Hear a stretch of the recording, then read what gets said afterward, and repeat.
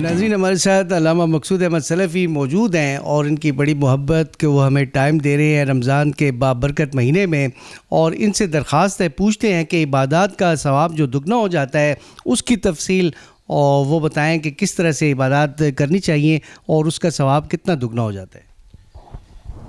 بسم اللہ الرحمن الرحیم۔ بہت اچھا سوال جی۔ دیکھیں جی، یہ جو رمضان کا مہینہ ہے یہ اللہ تعالیٰ کا شہر رمضان الذی انزل فیہ القرآن، یہ اللہ کا مہینہ ہے جس میں اللہ تعالیٰ نے ایک بہت برکت والی کتاب قرآن عظیم الشان کو نازل کیا ہے۔ اور نہ صرف یہ کہ اس میں قرآن عظیم الشان آپ دیکھ سکتے ہیں کہ یہ قرآن اور رمضان کو ایک خاص نسبت ہے۔ اسی طرح یہ جو رمضان ہے اس رمضان میں شیطان کو بند کر دیا جاتا ہے۔ اس رمضان میں جو ہے اللہ تعالیٰ کی رحمتوں کے دروازے کھول دیے جاتے ہیں۔ اللہ تعالیٰ کی ثواب اور برکات جو ہے وہ مومنوں کے اوپر جھوم جھوم کر برستی ہے، جیسے کہ نبی کریم صلی اللہ علیہ وسلم نے فرمایا کہ جب کوئی نفل کا اہتمام کرتا ہے تو اس کو فرائض کا ثواب ملتا ہے۔ آپ دیکھتے ہیں کہ صحابہ کرام جو تھے کئی جو ہے اپنی زکوٰۃ جو ہے وہ رمضان میں ادا کرتے تھے۔ نبی کریم صلی اللہ علیہ وسلم کی خود یہ عادت مبارکہ تھی کہ کہتے ہیں کہ نبی کریم صلی اللہ علیہ وسلم رمضان میں اس طرح لوگوں کے اوپر خیرات اور زکوٰۃ اور صدقات کا اہتمام کرتے تھے جیسے ہم سمجھتے تھے کہ جیسے ایک جھکڑ چل رہا ہے، اتنا زیادہ ان کا اہتمام ہوتا تھا۔ اور اسی طرح صحابہ کرام بھی جو ہے اس میں جتنے بھی نیکی کے امور ہوتے تھے، رات کی عبادت، ایک حدیث میں آتا ہے کہ نبی کریم صلی اللہ علیہ وسلم جو ہے جب رمضان کا مہینہ آتا تھا تو وہ اپنے آزار جو ہے جس کو تہبند کہتے ہیں اس کو ٹیٹ کر لیتے تھے اور ساری رات جو ہے وہ عبادت کرتے تھے، اور اپنے ساتھ اپنے گھر والوں کو بھی اٹھاتے تھے، اپنے اہل بیت کو بھی اٹھاتے تھے کہ جی ساری رات اس کی عبادت کا اہتمام کرنا ہے۔ تو ساری رات ان کی عبادت ہوتی رہتی، سارا دن میں روزہ ہوتا تھا۔ اور یہ آپ اب تصور بھی نہیں کر سکتے کہ جی یہاں اور وہاں کی جو گرمی ہے کتنی سخت وہاں پہ سعودیہ میں اس وقت گرمی تھی، اور اس وقت جو تھے یہ اہتمامات نہیں تھے جو آج اللہ تعالیٰ نے ہمیں مزید نعمتیں دے دی ہیں، جیسے ٹھنڈا پانی ہو گیا، جیسے جو ہے آپ کے گھروں میں اے سی ہو گیا، جیسے آپ کے گھروں میں واٹر کولر ہو گئے، اور اس طرح کی کئی نعمتیں جو ہیں اللہ تعالیٰ نے آج آپ کو دی ہیں۔ اس وقت ان کا تصور بھی نہیں تھا، لیکن اس کے باوجود جو ہے نبی کریم صلی اللہ علیہ وسلم، آپ کے اصحاب، آپ کے اہل بیت، آپ کے سارے جتنے بھی جانثار تھے وہ اس طریقے سے روزے کا اہتمام کرتے تھے۔ ایون یہ کہ سفر میں بھی جو ہے وہ لوگ، جب کہ اجازت بھی ہوتی تھی لیکن وہ رکھتے تھے، تو بعض لوگ رکھتے تھے، لیکن نبی صلی اللہ علیہ وسلم نے اجازت دی ہے، جو اللہ تعالیٰ نے آسانی کی ہے اس آسانی کو بھی لینا چاہیے۔ تو آپ کو یہ جو رمضان ہے اتنا بہترین اللہ کی نعمت ہے کہ اس میں اللہ کی رحمتیں آپ کو ثواب اور اجر میں اتنا آگے لے جاتی ہے۔ جیسے کہا گیا کہ نفل ہے تو نفل فرائض کا، اور فرائض جو ہے 70، اور اللہ تعالیٰ چاہے تو 70 سے 700 گنا بڑھا چڑھا کے جو ہے اس کا اپنے بندے کو اجر دیتا ہے۔ اور یا رمضان کے بارے میں تو یہاں تک کہا گیا کہ جی روزہ میرے لیے ہے اور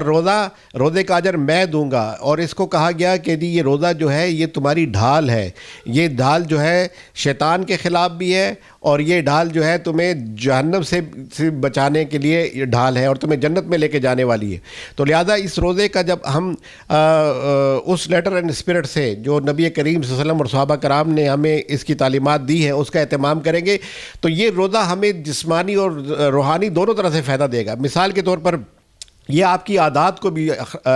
جو ہے سنوارتا ہے۔ نبی کریم صلی اللہ علیہ وسلم نے فرمایا کہ انا بعثت لاتمم مکارم الاخلاق، مجھے اس لیے بھیجا گیا ہے کہ میں دنیا میں اخلاق کو جو ہے اس کی تعلیم کو جو ہے عام کروں، اس کو پھیلاؤں۔ تو آپ دیکھیے کہ یہ روزہ جو ہے روحانی طور پہ اور اخلاقی طور پہ اس لیول پہ انسان کو لے جاتا ہے کہ یہ روزہ آپ کے ہاتھ کا بھی روزہ ہے، یہ روزہ آپ کے پاؤں کا بھی روزہ ہے، یہ روزہ آپ کی آنکھوں کا بھی روزہ ہے، یہ روزہ آپ کے کان کا بھی روزہ ہے، یہ روزہ آپ کے جسم کا بھی روزہ ہے۔ ہر چیز سے آپ نے اپنی برائی کو اپنے آپ کو بچانا ہے۔ یہ آپ کی زبان کا بھی روزہ ہے۔ یہ نہیں کہ آپ نے روزہ رکھا ہوا ہے تو حدیث میں آتا ہے کہ جی ایک شخص نے جو ہے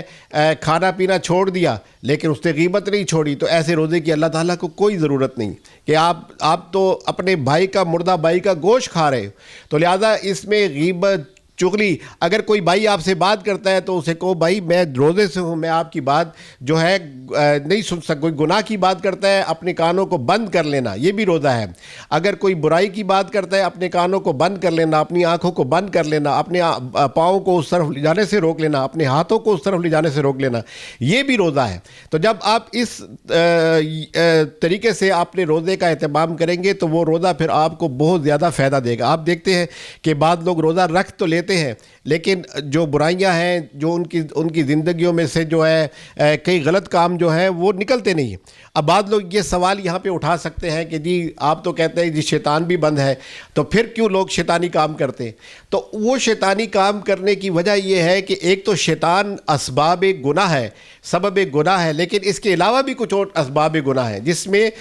جو انسانوں میں سے شیطان ہے وہ بھی ہے, اور انسان کی وہ عادات وہ اخلاق ہے جس کو وہ اپنی زندگی میں اپنے اوپر حاوی کر لیتا ہے اور پھر اپنی نیت کا صاف نہیں کرتا. وہ اسی طرح گناہ میں پہلے بھی تھا, ابھی بھی وہ اسی روٹین میں لگا ہے. وہ پہلے بھی لوگوں کی غیبتیں کرتا تھا, ابھی بھی اسی طرح غیبت کر رہا ہے. وہ پہلے بھی لوگوں کی غلط باتیں سنتا تھا, غیبت سنتا تھا, وہ آج بھی سن رہا ہے. تو پھر ایسے روزے کا اس کو کیا فائدہ؟ لہذا روزہ رکھنا ہے تو نہ صرف یہ کہ اپنے کھانے پینے کا روزہ رکھنا ہے بلکہ اپنی زبان, آنکھ اور کان اور ہاتھ اور پاؤں, پورے جسم کا روزہ رکھنا ہے. آپ کے ایک ایک رونگٹے کا, آپ کے فکر کا, آپ کی سوچ کا, آپ کے ذہن کا بھی روزہ ہونا چاہیے. اپنی نیتوں کو خالص کر کے جب آپ روزہ رکھیں گے تو آپ دیکھیں گے کہ یہ روزہ آپ کے لیے ایک ایسا آپ کی زندگی میں انقلاب لائے گا کہ جو آپ کی زندگی کو بدل کے رکھ دے گا. اور یہی مطلوب روزہ ہے اور یہی مقصود روزہ ہے. یہ روزے کا یہی مطلوب مقصود ہے کہ آپ کی زندگی لعلکم تتقون, آپ پرہیزگار بن جائیں. یہ اللہ نے آپ کو یہ گفٹ اس لیے دیا ہے کہ آپ اللہ کی طرف آ جائیں اور آپ برائیوں سے بچ جائیں. تو لہذا یہ ہے کہ اس روزے کا جو ہے اہتمام کرتے ہوئے ہم اس کو اس پیک پہ لے جائیں کہ وہ دن آ جائے کہ جب اللہ تعالیٰ جنت کا وہ VIP گیٹ جو باب الریان ہے وہ ہمارے لیے کھول کر آواز دے کہ جی یہ جو ہے آپ کے لیے کھلا ہوا ہے اور آپ اس میں سے چلے جائیں. اور میں آپ کو ایک اور بات بھی بتا دوں کہ ایک دن نبی کریم صلی اللہ علیہ وسلم تشریف فرما تھے اور آپ نے ایک لمبی حدیث ہے, آپ نے بیان فرمایا کہ جی جنت کے 8 دروازے ہیں, یہ فلاں دروازہ ہے, یہ فلاں دروازہ ہے, اور ان دروازوں میں سے جو ہے اس میں سے فلاں کو آواز دی جائے گی. اور اسی طرح باب الریان کا بتایا کہ اس میں سے روزے داروں کو آواز دی جائے گی. تو حضرت ابوبکر صدیق رضی اللہ تعالیٰ عنہ آپ کے ساتھ بیٹھے ہوئے تھے, انہوں نے کہا یا رسول اللہ ایسا بھی کوئی شخص ہوگا کہ جس کو 8 دروازوں سے آواز دی جائے گی؟ تو نبی کریم صلی اللہ علیہ وسلم نے فرمایا کہ ابوبکر صدیق میں گمان کرتا ہوں کہ وہ تم ہو کہ تمہیں 8 دروازوں سے آواز دی جائے گی. تو آپ اندازہ لگا سکتے ہیں کہ جو نبی علیہ الصلوۃ والسلام اور آپ کے جو دوست تھے, احباب تھے اور صحابہ کرام تھے, وہ کس طریقے سے عبادات کا اہتمام کرتے تھے کہ جس کی وجہ سے ان کو 8 دروازوں سے جو ہے آواز دی جائے گی. تو لہذا میں کہتا ہوں کہ ہمارے لیے اب تو اور کوئی بہت سارے وسائل معدوم ہو چکے ہیں, جیسے صحابیت کا ہو گیا یا تابعیت کا ہو گیا یا تبع تابعین کا ہو گیا, لیکن ایک دروازہ ابھی بھی کھلا ہے اور وہ ہے جیسے باب الریان کا دروازہ ہے. یہ ایک رحمتوں اور برکتوں والا مہینہ آ رہا ہے, اور اس مہینے میں اگر ہم لیٹر اینڈ اسپرٹ کے ساتھ اگر اخلاص کی نیتوں کو پیک پہ لے جاتے ہوئے ہم روزہ رکھ لیں گے تو میں یہ سمجھتا ہوں کہ یہ ہمارے لیے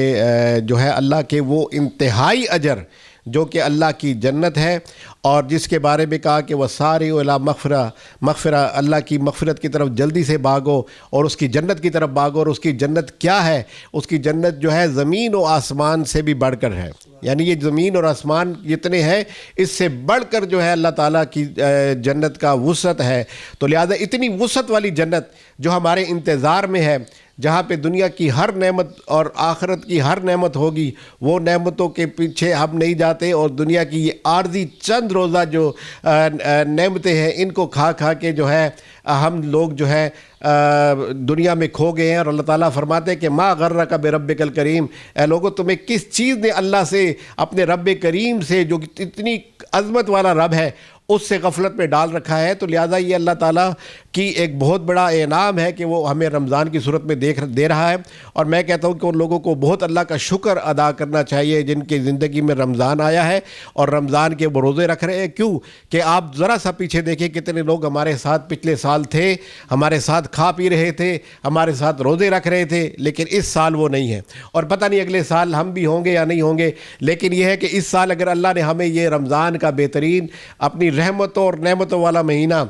جو بخشش والا مہینہ ہے، جو اللہ کی رحمت اور کرم والا مہینہ ہے، وہ مہینہ دیا ہے، تو اس مہینے سے ضرور استفادہ کرتے ہوئے اس اپنی اصل منزل جو جنت کی منزل ہے اس کی طرف سدھارنا چاہیے۔ اللہ سے دعا ہے کہ ہمیں رمضان کے بابرکت مہینے کی